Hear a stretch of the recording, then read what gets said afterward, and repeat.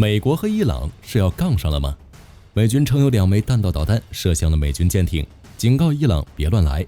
同时让艾森豪威尔号驶入了波斯湾，其打击范围已覆盖伊朗全境。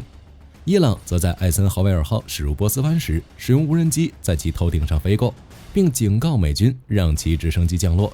这是什么情况？他俩怎么又掐上了？此外，以哈加沙4天临时停火协议延长了2天，会不会一直停下去？援乌的 MA1 坦克也现身前线战场，是不是又有大动作了？下面请看详细报道。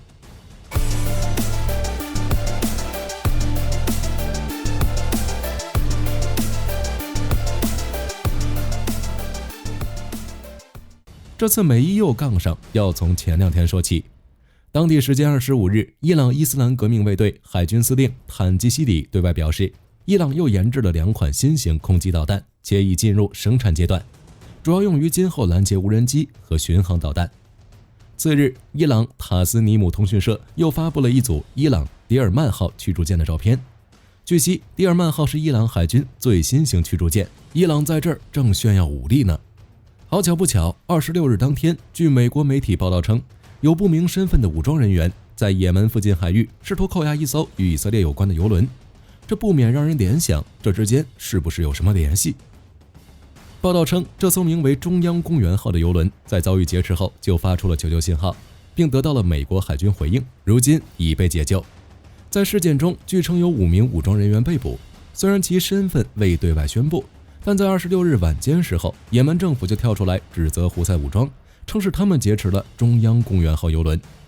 之后，美国中央司令部发布声明称，在当地时间27日凌晨，有2枚弹道导弹从也门胡塞武装控制区射向参与行动的美国海军梅森号驱逐舰以及中央公园号油轮所在的大致位置。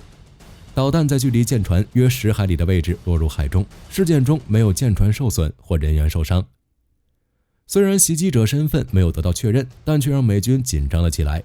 于是，艾森豪威尔号动了起来，并在10月26日得到美中央司令部证实，其已成功穿越荷默兹海峡，进入波斯湾水域。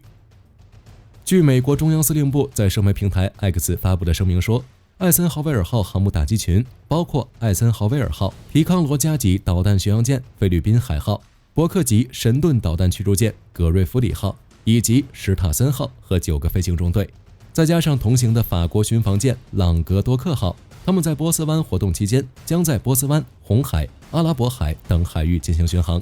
侦察有无可疑的威胁和攻击，同时也协助查缉所有违反联合国禁令的走私行动。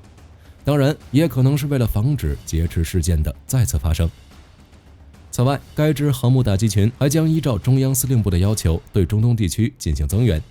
与福特号进驻地中海不同，前往波斯湾沿岸的艾森豪威尔号在这里将主要负责盯住伊朗和众多以该国为靠山的武装团体，如黎巴嫩真主党、伊拉克民兵与圣城军，甚至是当下活跃的哈马斯组织等等。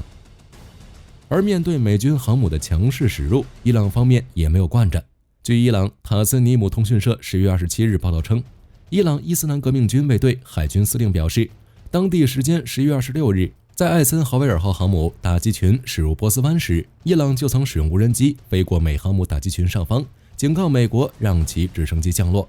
美军可能是不想事情闹大，随后听从了警告。如今双方相安无事，就是不知后续会如何发展。中东因以哈冲突而升温，这外部热闹的同时，加沙内部有了一丝停战的希望。卡塔尔外交部27日上午11时许，在社交媒体平台 X 上发文称，协议已经达成，加沙地带的休战将再延长2天。据法新社报道，当地时间27日是以色列和哈马斯达成临时停火协议生效的第4天。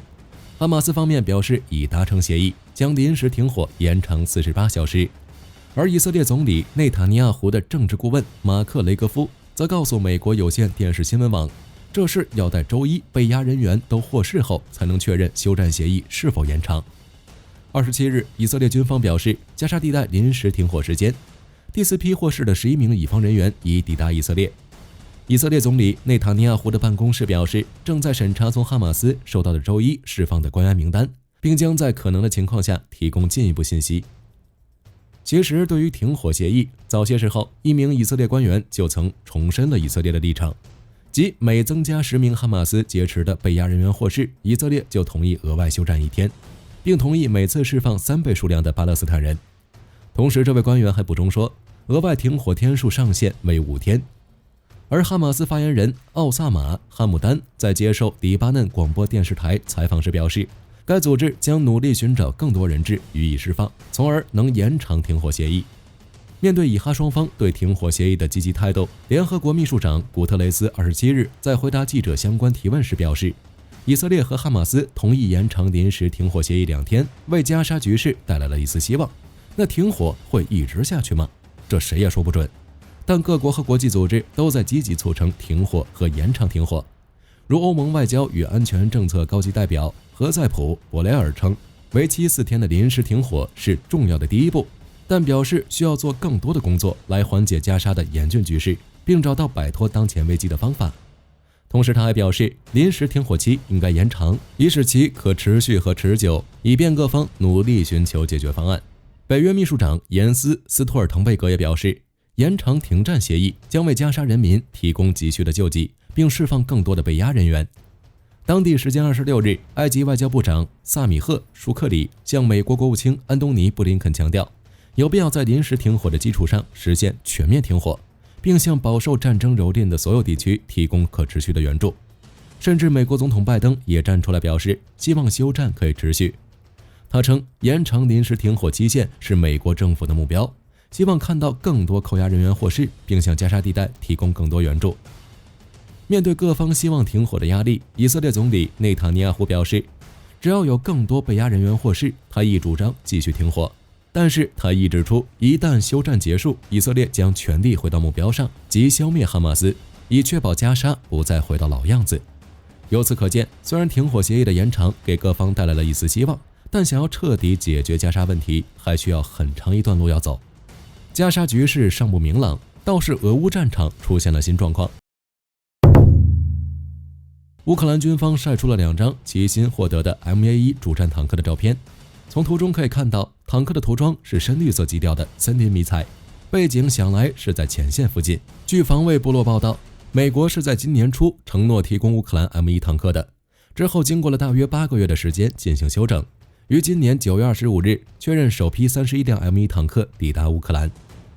M1 坦克是公认的最强坦克之一，兼具了火力、机动与防护。虽然这批援乌的 M1A1 坦克并非美军现役版本，也未采用贫化铀装甲，但是钨合金装甲的防御力也相当可靠。而且从照片上看，乌克兰接收的坦克应该是美陆军版本的 MA1SA， 该版本在美国陆军部署了大约650辆，具有强大的火力与探测能力，且采用的是出口型装甲包，且拥有与美国陆军版本相对应的 M250 6管烟雾弹发射器。而升级的雷射测距仪和整合至炮手主瞄准具中的热成像仪以及稳定瞄准器，可以使 MA1SA 完成2个平面的稳定，精确测量200到8000米的距离，以及最远可计算4000米的弹道评估。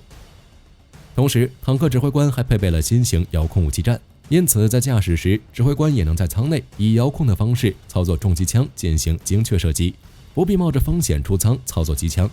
而且该坦克还配备了先进的敌我辨识系统，可以减少误击的次数。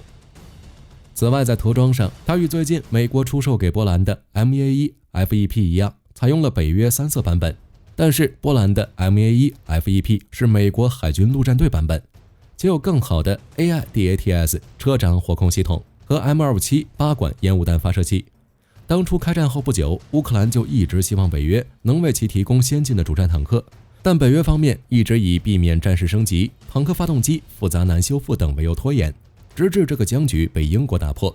英国率先向乌克兰提供了挑战者2，这才有了之后乃至现在的豹2和 MA1。虽然乌军所拥有的 M1 数量不多，但想来在一场小规模战斗中仍能有出色的表现，就是不知道其会被乌军放在巴赫穆特还是阿夫迪夫卡。下面看一下各战场的详细战况。在乌军的主要突破方向赫尔松第聂伯河左岸，乌军已经完全控制了克林基，该村的俄军已经被全部赶走，乌军正向着科尔松卡方向前进。虽然在此地有消息称俄军已败退至河岸40公里之外，但截至目前仍未有相关视频证据流出，火力军也不好直接下判断。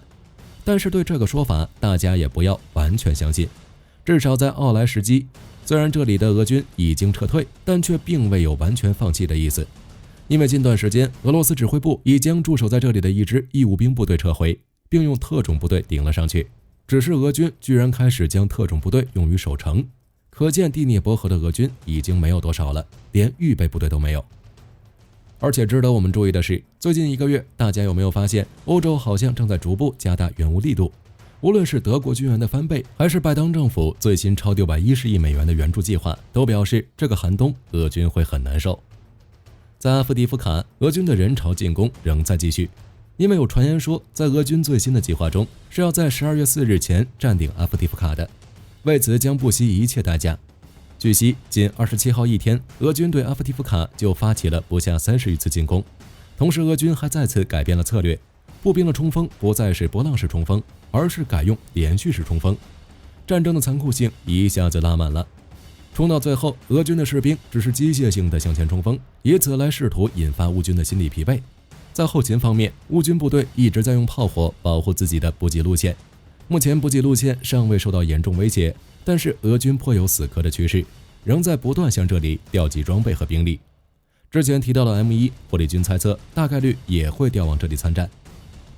最后的巴赫穆特前线，北翼的局势基本已经稳定下来了，因为这里到处是丘陵山地，在冬季这种狂风暴雪中，双方的机械化部队和步兵都很难前进。在南翼克里什奇夫卡村方向，俄军在东北侧向前推进了450米，目前位于铁路附近的森林地带，卡在这里不动了。同样的情况也发生在安德里夫卡，俄军的疯狂进攻几乎没有停止过，想用士兵生命对出战过来，但结果永远都是被亚速第3旅所击溃。冬季是考验双方意志的决斗场，北约已经意识到拖延已经达不到最优解，正在逐步加大援助力度，接下来将是更残酷的战场。好了，关于美伊的相互警告、加沙停火是否会持续下去，以及俄乌接下来的走向，大家是什么看法？还打得动吗？都欢迎在评论区留言。我是火力军，下期再见。